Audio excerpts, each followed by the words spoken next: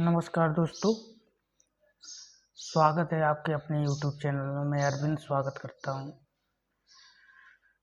चलो तो आज एक टॉपिक पे चर्चा करते हैं जो कि अपने पड़ोसी देश का है।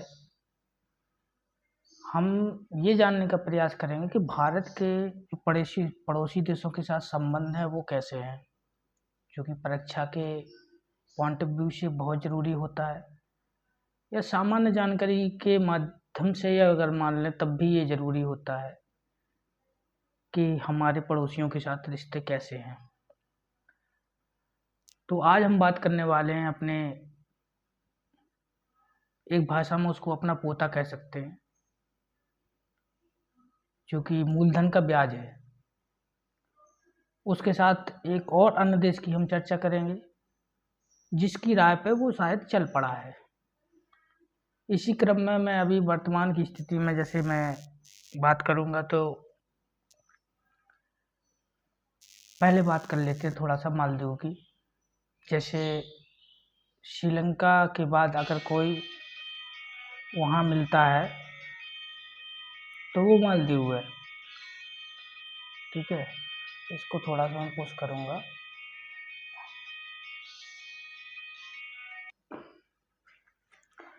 तो हम बात कर रहे थे मालदीव की।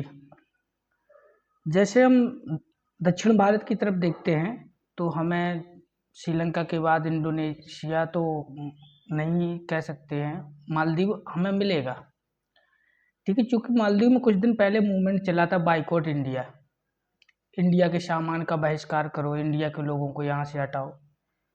तो वहाँ की जो सिचुएशन बनी, वहाँ चूँकि चुनाव थे, जैसे अपने यहाँ भारत में भी चुनाव है इस समय, तो चुनाव की पर्पज से वो मूवमेंट कम कर गया। और जो व्यक्ति इंडिया का बाइकॉट कर रहा था या प्रचार कर रहा था वो सत्ता में आ गया। लेकिन उसके एवज में क्या हुआ कि इंडिया का बाइकॉट करने से वहाँ के टूरिज्म पे बहुत बड़ा उसका इफेक्ट पड़ा और नुकसान हुआ, जिसकी वजह से मालदीव जैसा छोटा देश एक टूरिज्म पे ही निर्भर है, ये मान के चलिए, जो अर्थव्यवस्था में बहुत मायने रखता है मालदीव जैसे देश के लिए। और इंडिया हमेशा पड़ोसी देशों की मदद भी करता है, ये भी मान लीजिए। तो वहाँ जो टूरिस्ट जाते थे इंडिया से, उनका आना जाना कम हुआ तो नुकसान हुआ अर्थव्यवस्था। क्योंकि इस स्थिति को देखने के बाद, परखने के बाद, जिस व्यक्ति ने इंडिया बाइकॉट का नारा बुलंद किया था वो प्रधानमंत्री तो बन गया, लेकिन फिर इंडिया से रिश्ते सुधारने की बात भी करने लगा। अब हम बात करते हैं अपने तो पड़ोसी देशों के बारे में और हैं। जैसे अगर हम उत्तर पश्चिम में जाते हैं तो हमें पाकिस्तान मिलता है। ठीक, उसी प्रकार से हम पूरब में जाते हैं, पूर्व उत्तर भारत में जाते हैं तो हमें बांग्लादेश मिलता है, जो कि पूर्व का कह सकते हैं कि पूर्व का पूर्वी पाकिस्तान है। वहाँ पर जो कि अभी चुनाव हुए तो शेख हसीना 5वीं बार प्राइम मिनिस्टर बन के आई, लेकिन जो वहाँ की मुख्य विपक्षी पार्टी है बीएनपी, बांग्लादेश नेशनलिस्ट पार्टी, उसने उस चुनाव का बहिष्कार किया। क्योंकि जैसे अपने यहाँ होता है इंडिया में, भारत में देखें कि जब आम लोकसभा चुनाव होते हैं तो सरकारें निष्क्रिय हो जाती हैं, सरकार के हाथ में कुछ नहीं रहता है, और जो भी करेगा वो निर्वाचन आयोग करेगा। वही आचार संहिता के बारे में मैंने वीडियो ऑलरेडी बनाया हुआ है, तो उसमें मैं बताया हूँ कि जो इंडिया की स्थिति है वो चुनाव के समय सरकारें निष्क्रिय हो जाती है। अगर आम चुनाव है, लोकसभा चुनाव है, तो राज्य सरकारें हों अथवा केंद्र सरकार, सब निष्क्रिय हो जाती हैं, वो उतने समय के लिए कुछ भी नहीं कर सकती हैं। लेकिन बांग्लादेश में इसके थोड़ा सा फर्क ये है कि बांग्लादेश में अगर चुनाव होते हैं, आम चुनाव होते हैं, तो वहाँ क्या होता है कि एक वैकल्पिक रूप से प्रधानमंत्री बनाया जाता है। जो कार्य करेगा। तो इसका विरोध कर रही थी जो वहाँ की मुख्य विपक्षी पार्टी है बीएनपी, और जिसकी अध्यक्ष जिया उर रहमान। अब इसका मैं जिक्र क्यों कर रहा हूँ, क्योंकि यही एक पार्टी है जो इंडिया बायकॉट का नारा बुलंद वहाँ पे कर रही है। हालांकि जो इंडिया के रिश्ते हैं वो बांग्लादेश से अच्छे हैं, व्यापार भी अपना फायदे का होता है उनके साथ, लेकिन उन्होंने इंडिया बायकॉट के साथ ये अनाप शनाप बयान दिए कि इंडिया के साथ जो हमारे संबंध हैं इनको किसी प्रकार से, उनकी सोच पहले के पाकिस्तान जैसी ही है जैसे 1947 के पाकिस्तान के बाद पाकिस्तान की हमारे प्रति सोच हुई। लेकिन बांग्लादेश का एक धड़ा ऐसा भी है जो इंडिया से प्यार भी करता है, जो 1947 से 71 तक जो सिचुएशन थी कि बांग्लादेश पाकिस्तान की तरह ही इंडिया से नफरत करता था, लेकिन इंडिया ने जब 1971 में आज़ाद करवा दिया, इसके सहयोग से आज़ाद हुए, तो इस सात्वना एक सिंपैथी टाइप की हुई, तो भाईचारे का रिश्ता हुआ, संबंध अच्छी हुई, व्यापार अच्छा हुआ। लेकिन बात यहाँ आती है कि ये चीज़ें आई कैसे। अब चूँकि जो आज का बांग्लादेश है वो कभी 1947 में पूर्वी पाकिस्तान हुआ करता था। क्योंकि हुआ क्यों क्या कि 1905 का सबने स्वदेशी आंदोलन पढ़ा होगा, करजन का दुर्जन व्यवहार, सबको ये अवगत होगा उस चीज़ से। तो बांग्लादेश एक ऐसी जगह है जिसने मूवमेंट देखे हैं, वही मूवमेंट एक प्रकार से कह लीजिए कि वही मूवमेंट सामने उसी प्रकार से आ रहा है। स्वदेशी आंदोलन में क्या हुआ कि विदेशी वस्तुओं का बहिष्कार करो, स्वदेशी वस्तुओं को अपनाओ, उनकी होली जलाई गई। सेम इसी प्रकार से ये मूवमेंट अब बांग्लादेश में एक बार फिर से चर्चा में आ गया, वो भी विपक्ष की वजह से। अब जिया उर रहमान कौन है, अगर इसकी बात करें तो ये जो समय के राष्ट्रपिता हुआ करते थे 1971 में जब बांग्लादेश आज़ाद हुआ, पूर्वी पाकिस्तान से हटके बांग्लादेश, उन्होंने अपने कल्चर को ही अपना देश का नाम दिया, क्योंकि उन्हें अपना अलग देश चाहिए था, तो उन्होंने अपने कल्चर को ही अपना नाम दिया, उसका नाम बांग्लादेश पड़ गया। उनके राष्ट्रपिता हुआ करते थे मुजीबुर रहमान। शेख मुजीबुर रहमान की पुत्री ही अभी वर्तमान में शेख हसीना वहाँ की प्रधानमंत्री है, जो कि लगातार 5वीं बार चुन के आई हैं। अब ये विपक्ष पार्टी का ये समझ लीजिए कि एक उसको क्या कह सकते हैं, मैं शब्द नहीं मुझे मिल रहा है, कि विपक्ष पार्टी का एक हमला होता है जो कि पार्टी की सत्ता के ऊपर, कि धांधली से या करप्शन करके चुनाव जीतते हैं, चूँकि ये सत्ता में रहते, तो उनने बहिष्कार किया है। हालांकि उससे कोई फर्क नहीं पड़ा, शेख हसीना प्रधानमंत्री बन के आई, 2024 की बात है शुरुआत की, और बढ़िया तरीके से हमारे प्रधानमंत्री जी ने सबने बधाई दी, हमने भी बधाई दी, चलो बढ़िया हुआ। हमें मालदीव का विकल्प लक्षद्वीप में मिल गया था चूँकि, तो वहाँ का टूरिज्म जैसे ही कम हुआ तो उनको रिश्ते समझ में आ गए कि हमें इंडिया का बाइकआउट करने से कितना बड़ा नुकसान होगा। उन्होंने अपने रिश्ते सुधारने की बात की। मालदीव का तो चलो यहाँ से उनने अपने सत्ता के हिसाब से अपना मामला निपटा लिया, प्रधानमंत्री भी बन गए, इंडिया के साथ अपने रिश्ते भी अब आगे सुचारू रूप से बढ़ाने लगे हैं। लेकिन अब बात आती है बांग्लादेश की, तो जो विपक्षी पार्टी है जिया उर रहमान की इस समय पे, तो जो आवामी लीग सत्ता में है अभी वर्तमान में बांग्लादेश की, उसकी प्राइम मिनिस्टर शेख हसीना है, और जो बांग्लादेश के राष्ट्रपिता थे शेख मुजीबुर रहमान, उनकी हत्या जो जिया उर रहमान अभी की वर्तमान के विपक्ष में हैं, उनके पिताजी थे जिन्होंने शेख मुजीबुर रहमान की हत्या करवाई थी, जिनका नाम था जिया उर रहमान।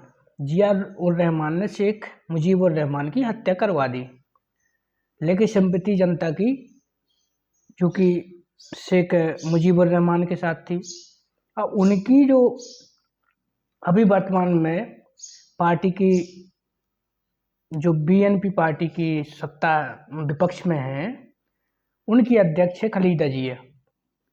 खलीदा जिया ने जो कि बाइकआउट किया है, तो ये विपक्ष का एक ट्रेंड है। जैसे मालदीव ने इंडिया का बाइकआउट किया, वो सत्ता में आ गए। इसी लालच में इन्होंने भी इंडिया बाइकआउट का ट्रेंड चलवाया। अब चूंकि बांग्लादेश ने ऐसे मूवमेंट देखे हैं जहां बाइकआउट होता रहा, स्वदेशी आंदोलन देख लो 1905 में जब बंगाल विभाजन हुआ, करजन का दुर्जन व्यवहार जिसको कहते हैं, लॉर्ड करजन उस समय पे वायसराय हुआ करते थे। इसके बाद 1947 में विभाजन देखा, जो कि बांग्लादेश एक मुस्लिम बाहुल्य इलाका है और ये बंगाली था पूरा। इसमें बंगाल में जो आज का पश्चिम बंगाल है, अपना प्रांत है, ये भी आता था और कुछ असम, नागालैंड, पूर्वी भारत का हिस्सा भी इसी क्षेत्र में आता था। लेकिन इन लोगों ने पाकिस्तान के साथ जाना पसंद किया क्योंकि ये अपने आप को कट्टर मुसलमान मानते थे। और जो क्षेत्र रह गया वो आज का बांग्लादेश हमारे सामने है, और जो क्षेत्र भारत को मिला वो पश्चिम बंगाल, जहाँ की मुख्यमंत्री अपनी ममता बनर्जी हैं, और बाकी पूर्वोत्तर भारत भारत का हिस्सा है। उन्होंने पाकिस्तान के साथ जाना पसंद नहीं किया।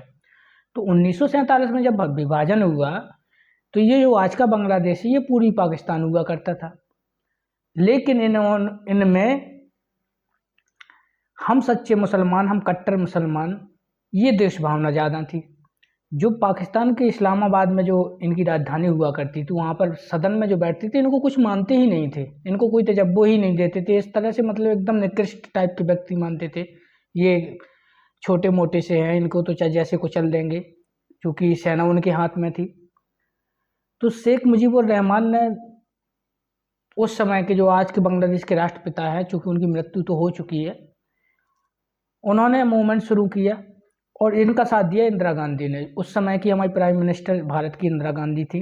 उन्होंने मुक्त बाहिनी सेना बनाई और 3 दिन में कहते हैं कि 3 दिन में इन्होंने 90 लाख सैनिकों को सरेंडर करवा दिया पाकिस्तान के, और बांग्लादेश को आज़ाद करवा दिया। अब बांग्लादेश जब आज़ाद हुआ तो जो 1947 से 71 तक का इनका पक्ष था इंडिया के लिए, वो एकदम कट्टर टाइप का था। लेकिन फिर सहज हो गया, मित्रवत व्यवहार हो गए और एक दूसरे के प्रति सिंपैथी हो गई, चलो भाई भाई है। और वैसे भी बांग्लादेश जाएगा कहाँ, इंडिया से घिरा हुआ है। नीचे देखो तो मान लीजिए बंगाल की खाड़ी लगी हुई है, नीचे पानी है, ऊपर इंडिया है, अगल बगल में इंडिया है। लेकिन फिर भी अब ये बाइकआउट हो रहा है, चूँकि जो विपक्ष की पार्टी उसका आज भी वही ट्रेंड है जो पाकिस्तान का हुआ करता है, या होता था, या आज भी है, कि वो नफरत करते हैं इंडिया से। इसलिए उन्होंने बाइकआउट करना शुरू कर दिया। जब इस चीज़ की चर्चा हुई मीडिया वगैरह में, न्यूज़ वगैरह में आई, तो बांग्लादेश ने कहा कि इंडिया में बदनाम कर रहा है ऐसे ही। तो फिर तमाम रिपोर्टिंग वगैरह हुई। तो जो बीएनपी के एक नेता है वो आए, उन्होंने कहा हम ऐसा कुछ नहीं कर रहे हैं, इंडिया को कोई बाइकआउट नहीं कर रहे हैं। मामला शांत हो गया, कोई दिक्कत नहीं है। फिर 2 महीने बाद वही नेता इंडिया के कपड़ों को जलाते हुए दिखे, इंडिया मुर्दाबाद के नारे लगाते हुए दिखे, वीडियो वायरल हुआ। तो फिर पीएम जो है वहाँ की शेख हसीना, उन्होंने कहा कि अगर इंडिया का बाइकआउट करना तो पर अपने घर में जो रखी चीज़ें वस्तुएं इंडिया की है, चूँकि इंडिया के साथ बांग्लादेश का संबंध भी अच्छे हैं और व्यापार भी बहुत अच्छा चल रहा है। इंडिया जो भेजता है बांग्लादेश को, उसको अगर हम बिलियन में देखें तो ये डाटा करीब 18 बिलियन का बैठता है, और जो बांग्लादेश इंडिया को भेजता है वो मात्र 2 बिलियन का। इसलिए तो अगर इस दृष्टि से देखा जाए तो इंडिया का फायदा है व्यापार में, और इंडिया मदद भी करता है, अपने हर पड़ोसी देश की मदद करता है, क्योंकि इंडिया का स्टैंड अब बदल चुका है। पहले इंडिया गुट निरपेक्ष मान लीजिए रहता था, हमें किसी के साथ नहीं रहना, हम अलग हैं, ठीक है, हम क्योंकि अपना विकास कर रहे हैं, अपनी आजीविका चला रहे हैं। गरीब देशों की श्रेणी में आते थे, चलो क्या कर सकते हैं भाई, किसी से लड़ नहीं सकते, दो महाशक्ति, कोल्ड वार हुआ तब भी इंडिया तटस्थ रहा, अपना कोई मतलब नहीं है। जो देश दुनिया को चलाते थे वो थे अमेरिका के यूएसएसआर थे। लेकिन आज की सिचुएशन में चाइना और इंडिया भी एक उभरती हुई, कम से कम एशिया में तो कह सकते हैं, जितने भी देश हैं या तो चाइना के साथ वो जाएंगे या इंडिया के साथ जाएंगे। तो आज की स्थिति ऐसी नहीं है। अगर इंडिया का कोई बहिष्कार करता है तो इंडिया स्टैंड लेने के लिए तैयार है। जैसे मालदीव ने अगर बहिष्कार किया तो लक्षद्वीप हमारे पास एक ऑप्शन था, लक्षद्वीप में टूरिस्ट का बढ़ावा हुआ, नुकसान किसका हुआ? मालदीव का। इसी प्रकार से शेख हसीना अच्छे से जानती हैं कि अगर इंडिया का बहिष्कार अगर यहाँ से हुआ तो चूंकि नुकसान होगा। लेकिन अगर एक तथ्य ये भी है कि अगर हमारा 18 बिलियन का यहाँ इनके साथ व्यापार है तो चाइना कहाँ है? तो चाइना का जान के ताज्जुब होगा आपको, बांग्लादेश के साथ 26 बिलियन का है व्यापार। तो इससे बेहतर तो चाइना होगा। लेकिन चाइना एक ऐसी कंट्री है जो तमाम अपना फैला के रखे हैं सब कुछ। इंडिया अभी प्रोग्रेस कर रहा है, चाइना प्रोग्रेस कुछ ज़्यादा कर चुका है। चलो फिर बात आती है कि आखिर निष्कर्ष क्या निकला। तो निष्कर्ष ये निकला कि सामान्य जानकारी के लिए इन चीज़ों के तथ्यों को जानना जरूरी है कि वहाँ के प्रधानमंत्री कौन है। तो मैंने बता दिया, शेख हसीना है। बांग्लादेश के राष्ट्रपिता कौन है? शेख मुजीबुर रहमान है। परीक्षाओं में पूछे जाने वाला प्रश्न है कई बार। इसी के साथ इस मूवमेंट के साथ चर्चा हुई है बंगाल विभाजन की, करजन का दुर्जन व्यवहार, 1905, 1947 भारत पाकिस्तान का बंटवारा, 1971 पाकिस्तान और पूर्वी पाकिस्तान का बंटवारा जिसमें बांग्लादेश उभर के आया। तो ये कुछ ऐसे तथ्य हैं जो परीक्षा के लिए बहुत ज़रूरी है। और जानकारी भी होना चाहिए कि हमारे पड़ोसी देशों के साथ संबंध कैसे चल रहे हैं। अब बात आती है उस समय अपने देश की प्रधानमंत्री इंदिरा गांधी, मुक्ति वाहिनी सेना, ये शौर्य पराक्रम मुक्ति वाहिनी सेना का कि 3 दिन में 90,000 पाकिस्तानी सैनिकों को इन्होंने सरेंडर करवा दिया था।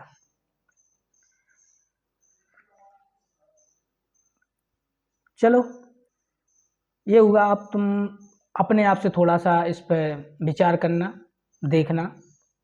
जो लोग मेरा वीडियो देखते हैं उनके लिए मैं कहूँगा कि नोट्स थोड़ा सा लिखते जाया करें। अब अगला प्रश्न आता है, चलो एक ज्योग्राफी का प्रश्न है। आज मेरा बोर्ड काम नहीं कर रहा, नहीं तो मैं ज़्यादा बेहतर बता पाता। तो हाल ही में बांसुरी को जीआई टैग मिला है। ये बांसुरी कहाँ की है और जीआई टैग होता क्या है, इस बारे में बात करते हैं। तो जीआई टैग वो एक भौगोलिक संकेत होता है। ऐसा कह सकते हैं कि एक ऐसा दर्जा जो विशेष रूप से किसी विशेष क्षेत्र से संबंधित उत्पाद को दिया जाता है, जहाँ उत्पाद जिस चीज़ का फेमस हो। जैसे हम बनारस की साड़ी मान लें उदाहरण के लिए, तो बांसुरी को जीआई टैग मिला है। ये कोई सरकारी संस्था है जो जीआई टैग देती है, कोई अधिनियम है, कौन सा विभाग है जो जीआई टैग देता, कब से शुरू हुआ, पहले जीआई टैग किसको मिला था। प्रश्न ये भी बनता कि सबसे ज़्यादा जीआई टैग किसके पास है और उत्तर प्रदेश के पास कितने जीआई टैग है। तो थोड़ा इसके बारे में चर्चा करते हैं, पॉइंट्स नोट करते रहना। जीआई टैग के बारे में बताया कि जो विशेष क्षेत्र से संबंधित उत्पाद को दिया जाता है और उसकी गुणवत्ता भी विशेष होती है। ऐसा नहीं कि वो हर जगह पाया जाए। जैसे मान लीजिए बांसुरी बनती तो कई जगह होगी, लेकिन बांसुरी को जो जीआई टैग मिला है वो देश में स्पेशल जगह है, वो स्पेशल ही है, ठीक है, विशेष जिसको मान सकते हैं। अब इसको देता कौन है? तो भारत में भौगोलिक संकेतक यानी पंजीकरण संरक्षण अधिनियम 1999, फिर से एक बार नोट करना, भारत में भौगोलिक संकेतक पंजीकरण और संरक्षण अधिनियम 1999 के अनुसार ये जीआई टैग दिया जाता है। अब इसका विभाग कौन सा है? देखने वाली बात ये भी है कि ये कौन सा विभाग देता है। तो उद्योग संवर्धन हो गया, ठीक है, कहीं का उद्योग बहुत विशेष है वो भी देते हैं। आंतरिक व्यापार विभाग, वाणिज्य और उद्योग मंत्रालय, ये मंत्रालय हैं जो जीआई टैग देने की सिफारिश कर सकते हैं आयोग को। आयोग नहीं कह सकते हैं, अधिनियम में कुछ लोग बैठे होते हैं, वो डिसाइड करते हैं कि किसको देना किसको नहीं देना है, क्या वाकई में वो देने लायक है कि नहीं है। जीआई टैग दिया कितने वर्षों के लिए जाता है? तो जीआई टैग 10 वर्षों के लिए दिया जाता है। आपको ज्ञात होना चाहिए, परीक्षा में पूछा जाता है, बार बार पूछा जाता है जीआई टैग कितने वर्षों के लिए दिया जाता है। वर्तमान में देश में कुल कितने जीआई टैग हैं? तो लगभग 400 से अधिक मान के चलिए आज के समय में जीआई टैग हैं, और सबसे ज़्यादा जीआई टैग अगर कहें तो तमिलनाडु के पास हैं। 55 जीआई टैग तमिलनाडु के वर्तमान में स्थिति में है, यानी 55। अब उत्तर प्रदेश के पास कितने, तो उत्तर प्रदेश के पास 48 जीआई टैग हैं। अब प्रश्न आता है कि सबसे पहले जीआई टैग मिला किसको था। तो फेमस जो अपने रोज सुबह सुबह याद करते हैं बिस्तर में लेटे हुए, मम्मी चाय, ठीक है, तो दार्जिलिंग की चाय, दार्जिलिंग की चाय को सबसे पहले जीआई टैग दिया गया था। अब बात करते हैं अगले प्रश्न की। प्रश्न तो अच्छा है, थोड़ा सा उसके बारे में भी चर्चा करेंगे, जानेंगे अपने डीआरडीओ को, चूँकि इन्होंने एक बैलिस्टिक मिसाइल का परीक्षण किया है। हमारे लिए बहुत ही गर्व की बात है कि हमारे पास ऐसी संस्था है जो देश को हमेशा गौरवान्वित महसूस करवाती रहती है। डीआरडीओ बोले तो defence research and development organisation है, जो कि इंडिया के लिए डिफेंस से संबंधित वस्तुएं या वगैरह है लॉन्च करता रहता है, बनाता रहता है, और इसने कुछ वर्षों में लगातार बहुत अच्छी प्रोग्रेस की है। तो जो डीआरडीओ ने बैलिस्टिक मिसाइल का परीक्षण किया, पहली बात तो उसका नाम क्या है ये जानना बहुत ज़रूरी है। तो नोट कर लेना कि इसका नाम अग्नि प्राइम है। क्या है? अग्नि प्राइम। और इसको लॉन्च कहाँ से किया गया है, तो उड़ीसा के व्हीलर द्वीप से इसको लॉन्च किया गया है, जिसका नाम बदल दिया गया है, आप भी जानते होंगे, एपीजे अब्दुल कलाम द्वीप जिसका नाम रखा गया है। अब बात करते कि डीआरडीओ की स्थापना कब हुई थी। डीआरडीओ की स्थापना 1958, और अध्यक्ष अभी वर्तमान में सुब्रत रक्षित हैं, ये भी नोट करने वाली बात है। और इसको बार बार रिपीट करते रहना कि इसके अध्यक्ष सुब्रत रक्षित हैं और 1958 में इसकी स्थापना हुई थी। अब मैं एक रिसर्च पढ़ रहा था, चूँकि जो वर्ल्ड बैंक ने जारी की है। वर्ल्ड बैंक क्या है? वर्ल्ड बैंक ने जारी की है, उन्होंने जीडीपी पे अपना अनुमान 2024-25 के लिए सब देशों के लिए लगाया, तो इंडिया के लिए भी अपना अनुमान लगाया कि इसकी ग्रोथ दर कितनी रहेगी, जीडीपी कितनी रहने का अनुमान है। तो उन्होंने जो अनुमान लगाया वो अपने लिए सुखद है, क्योंकि जिस देश के निवासी, तो हमें गर्व होना चाहिए कि और देशों की अपेक्षा हमारी जीडीपी बेहतर रहने का अनुमान है। वर्तमान की स्थिति यही कहती है, आगे क्या होगा किसी को नहीं पता, और बेहतर हो सकती है, या हो सकता है कुछ ऐसा हो जाए कि कम भी हो जाए, लेकिन हम सब नागरिकों का प्रयास यही रहेगा कि देश आगे बढ़े। तो पहले जो अनुमान इन्होंने लगाया था वो 6.4 का था। अब जो इनका नया अनुमान है उससे बढ़ के है थोड़ा सा, लेकिन सुखद है। अब बात आती है वर्ल्ड बैंक, इसकी स्थापना कब हुई थी, इसके अध्यक्ष कौन है, इसका मुख्यालय कहाँ है। तो मुख्यालय इसका वाशिंगटन डीसी में है, और ब्रेटन वुड्स सम्मेलन एक हुआ था, उसके तहत इसकी स्थापना की गई थी। इसके साथ एक और बैंक की स्थापना की गई थी, उसका नाम आप कमेंट बॉक्स में बताएंगे। इसकी जुड़वा बहन भी कहा जाता है उसको, उसका मुख्यालय भी वाशिंगटन डीसी में है। जो भी वीडियो देख रहे हैं सब लोग कमेंट बॉक्स में उसका नाम बताएंगे। और इसके जो अध्यक्ष हैं वो अजय बंगा, जो कि भारतीय मूल के हैं। ये हमारे लिए बहुत गर्व की बात है कि इतने बड़े पद पे कोई हमारा भारतीय बैठा है, ये गर्व की बात है। तो जो वर्ल्ड बैंक की जुड़वा बहन है, उस बैंक को क्या कहा जाता है, उसकी स्थापना कब हुई थी, क्योंकि मैंने बता दिया है कि इसका मुख्यालय भी वाशिंगटन डीसी में ही है। तो आप इसको कमेंट बॉक्स में ज़रूर मेंशन करें और उसकी स्थापना भी बताएं, और किस सम्मेलन के तहत उसकी स्थापना हुई थी ये भी बताएं। इसी के साथ मैं अपना वीडियो समाप्त करता हूं, क्योंकि आज मेरा बोर्ड काम नहीं कर रहा है, माफ़ी चाहता हूं इसके लिए। लेकिन आप वीडियो को ज़रूर देखें और सुनें, वाच करें पूरा वीडियो, आपकी परीक्षा के हिसाब से और जानकारी के हिसाब से बहुत कारगर साबित होगा भविष्य में। और अच्छे से रहें, सुरक्षित रहें। खुद आगे बढ़ें और देश को आगे बढ़ाएं। जय हिंद।